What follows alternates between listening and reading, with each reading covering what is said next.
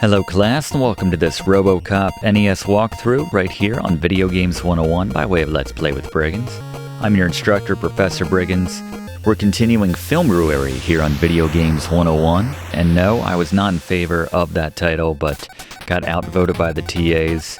But all this month we're holding classes on games inspired by films. System status? Okay, I don't understand this technical jargon. RoboCop, please slow down.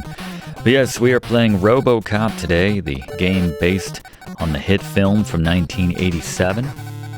RoboCop's a bit of an anomaly in the NES library, as it's one of the few film-based games which has no affiliation with LJN. And if you're familiar with LJN, you know that they had quite the monopoly when it came to licensing games based on movies, TV shows, all that stuff in the 80s. So, speaking of their developer, Fluff, can you tell us the developer of this game and maybe a couple things about it before we get started here?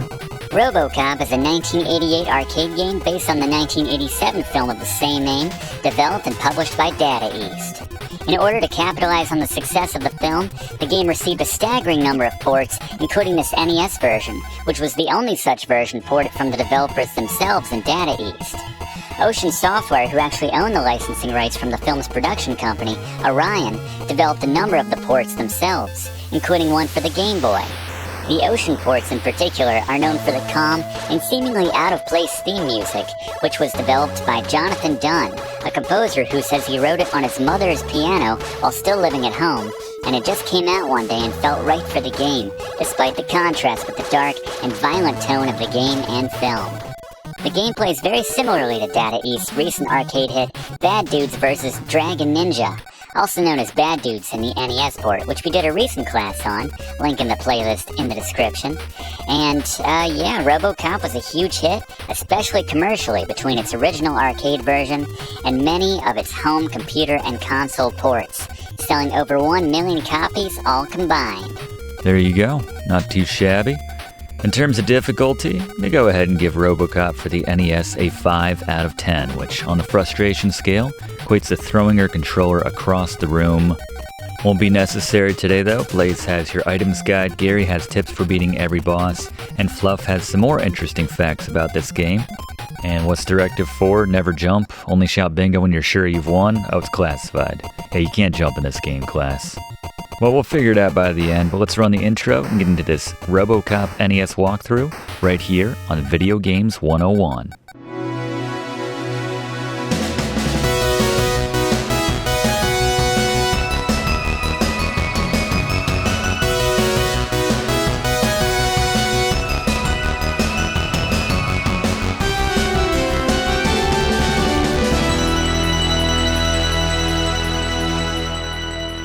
As we get started to begin a new game, let's take a look at the controls for RoboCop for the NES. Punch with B. You can fire your weapon with A, like right there. Don't get too excited. It shows us brandishing and firing a gun, but we unaccountably can't do it for half the game. We'll talk about that.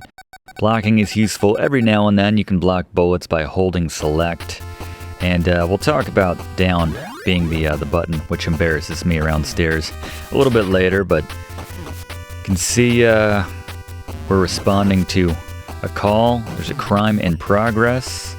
And this is quite the outfit we're dealing with. Who plans a bank heist and says, "Have we got all 379 members of our gang, both human and dog, spread out across the street to stop RoboCop while we steal this 20 grand? It's actually a restorative health item up there you can grab, but probably won't need them for the first level or so. This is pretty straightforward. You can get slapped around, and there's still plenty of power-ups on the ground you can use to refill your health, but not too challenging this first stage. It's actually more powerful if you punch that motorcycle than use your gun, which doesn't really make sense, but yeah, just don't underestimate RoboCop's guns, and I don't mean his Auto 9.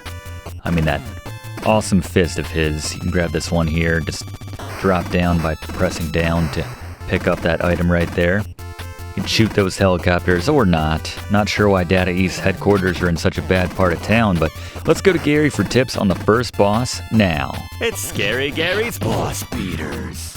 Alright, this first boss in RoboCop is actually just a run-of-the-mill enemy that we'll run into quite a few times later in the game, but you can get into a nice rhythm of just punching him when he lines up with this top, tallest, rightmost of the blue stacks right here like you show, just get a punch. As soon as he lines up with that going, he will walk into that punch, get staggered back, repeat this process. You can also cheese a turbo or just some very fast punches to stun lock him and take him down faster, but either way, take him down. Thank you very much, Gary. And RoboCop, what was even that last guy's crime? I mean, what did he do? I feel like he just worked there, just loading and unloading boxes. RoboCop comes roaring in and beats your face in. They shot first. RoboCop takes out his gun.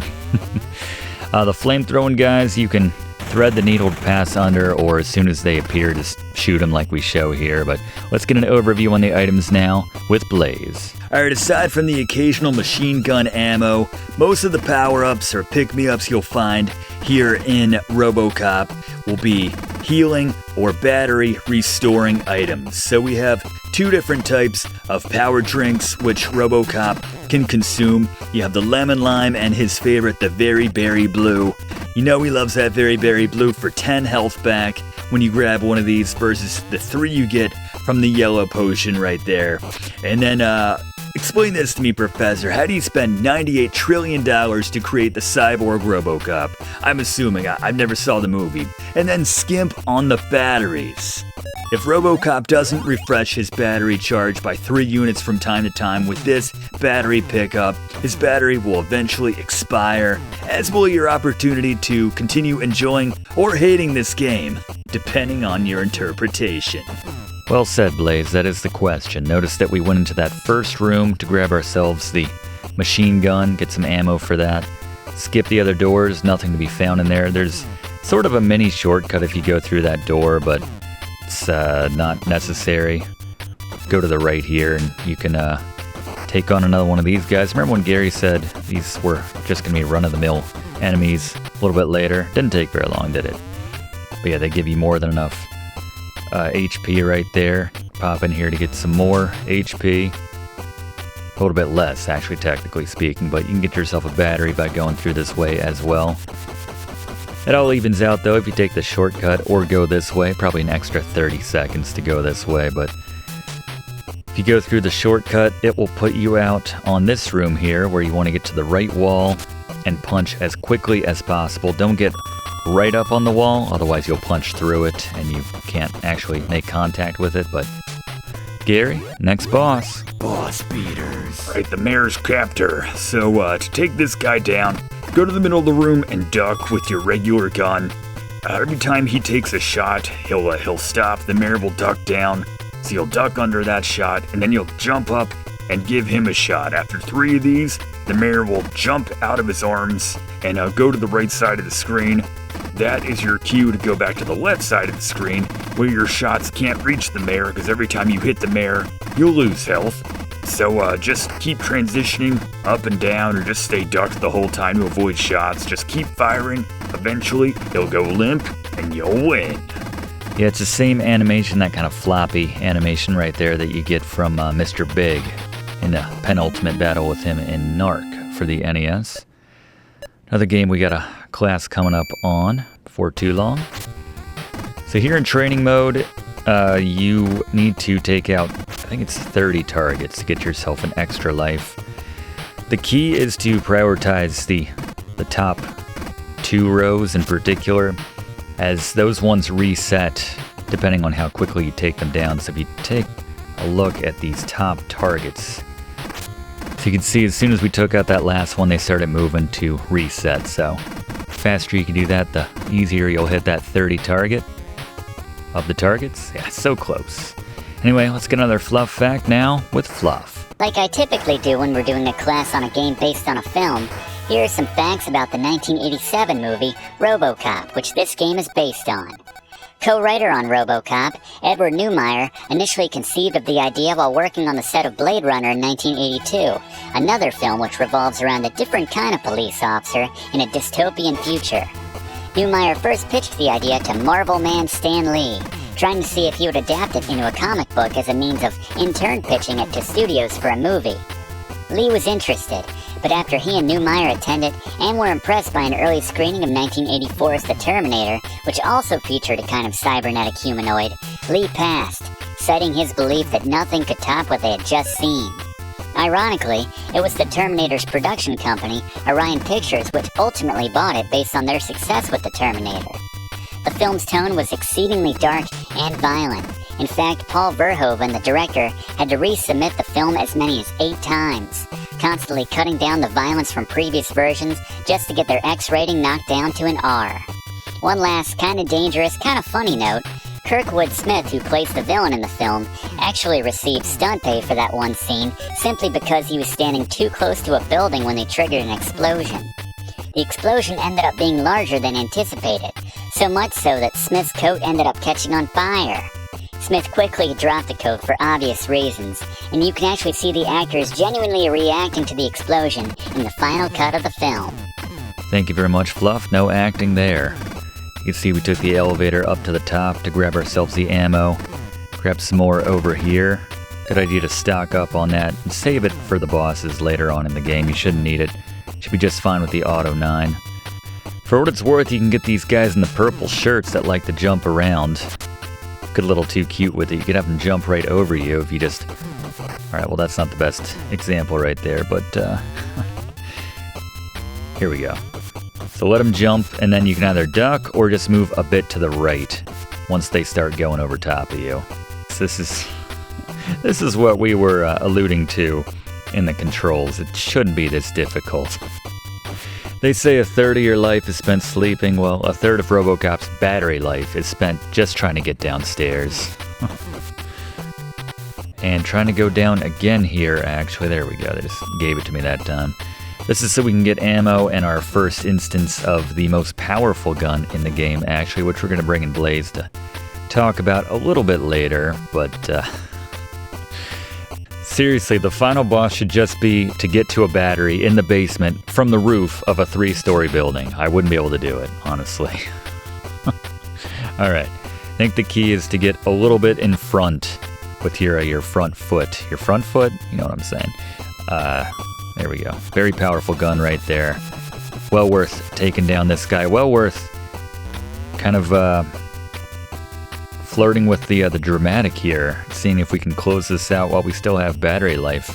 I was joking earlier about burning so much on the stairs here, but this may be a problem. We'll see how this goes. Hopefully Gary's got a good boss beater for me, an efficient one to take down whoever's next as quickly as possible. But yes, that ammo, very important for later on in the game, so make sure you pop down there and grab that. And if you didn't have nearly as many problems with the stairs as I did, then you will be just fine. Nice of them to send the elevator up for us. It's like, hey, RoboCop's here. Well, don't be a Philistine. Send up the elevator. But yeah, stop off here first. Grab yourself 3 more charges right there. Coming up on the next boss. Again, I hope Gary's got a fast one for us. I'll be right with you, Mr.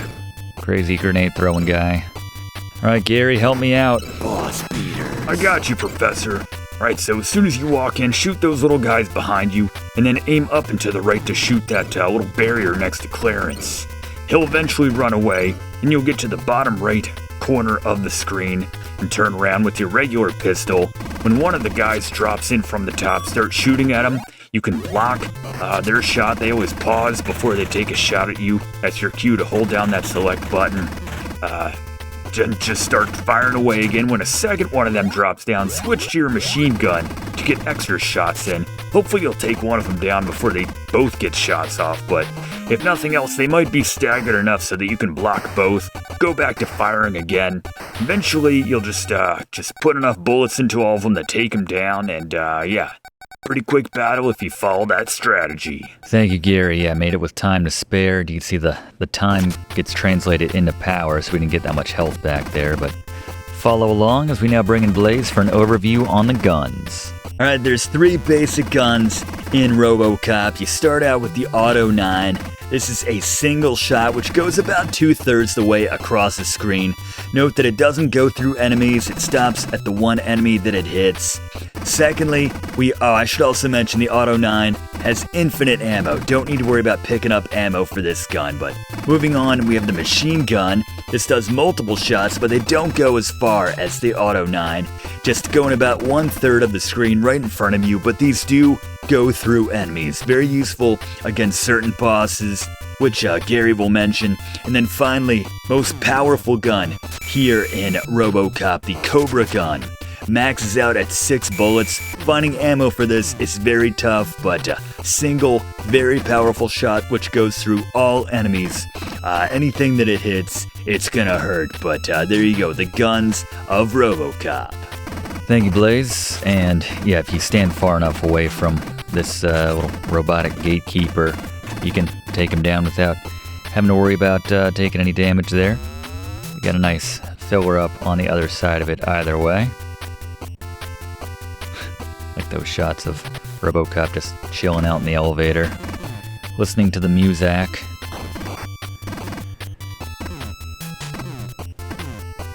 Those green guys would drop something fancy for you, but not the case. Got a kind of sort of mini boss here. Just get up close. This is the time where you want to reach for your machine gun and put about 15 rounds into it. Then move on, be ready for the green jacket guy as soon as the screen comes back there. But moving on to the 4th boss now. Once again, here's Gary. Boss beaters. Alright, BD-209. Very simple, actually. You just want to walk to the right and start firing diagonally up and to the right. When you get forced into that left side, the boss will try to punch you. You can just block this with the select button and then chase him back to the right. Same process. When he gets to the right-hand side, you might want to back off, go to the left. That's when he's going to fire at the ground right in front of him. So if you're on the left side of the screen, can't hurt you, but he just goes back and forth between these 2 moves. So just keep aiming up and to the right and firing. They'll take him down before too long. Thank you very much, Gary. Yeah, such a formidable foe in the film. Not so much here. As we're trying target practice again, seeing if we can't hit that elusive 30th target. Let's bring in Fluff for another Fluff fact about RoboCop. Here's a fun fact. The design of Mattel's poorly conceived Power Glove peripheral for the NES was actually inspired by RoboCop's cybernetic arm from the film. So that's who we have to blame. Thank you very much, Fluff. Said it before, I love 28. I love having the Power Glove. Looks cool. Impractical as sin. This is Clarence's last chance. Take this Cobra gun. Oh, that's not good. I don't want Clarence to have a Cobra gun. And get RoboCop. That second to last level here. Like, pulls out his gun after that first dog attack. Like, nobody told me there'd be dogs here. Better get my gun out. It's inexplicable when he decides to take out his gun and put it away. Do we just walk by a school or something? Just keep it out, you know? I can understand if they had developed it to maybe put in innocent bystanders or something, so he had to avoid shooting those innocent people or something like that. But come on, literally everyone we've encountered has tried to kill us. Well, with the exception of the mayor, but, well, that's only because it's an election year, but still. Just keep it out, RoboCop. For the love of God, keep it out. You can actually shoot these guys without taking any damage that pop in above you and shoot you in the head. Probably do some of the most damage of any enemies in this game. Next chance we get to show you, we'll try to show you how to do that. Just a little matter of sidestepping. I like going to the right here just because he puts it away as he admires this view, and then he takes it back out as he walks. Like, what's the difference, RoboCop? What are you doing? Don't understand how he's programmed, but be ready to duck right here to get underneath the Cobra gun shot. I don't know if that's Clarence or just somebody else with a Cobra gun, but pick it up for some more ammo. Puts the gun away when a giant man with a big shield throwing grenades at us approaches us. Just, RoboCop, this crazed man with a shield is throwing grenades. Should we draw our firearms? Nope, I'm good. Don't understand it. Just makes me laugh, class. Just makes me laugh. Alright, next boss.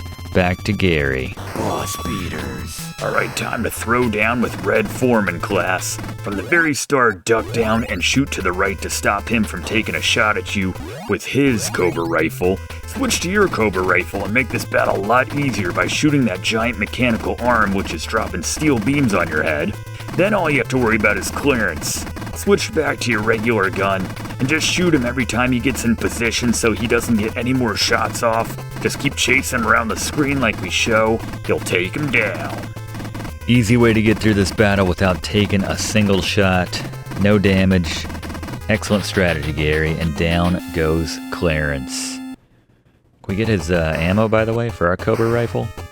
For this final stage here we're about to go into.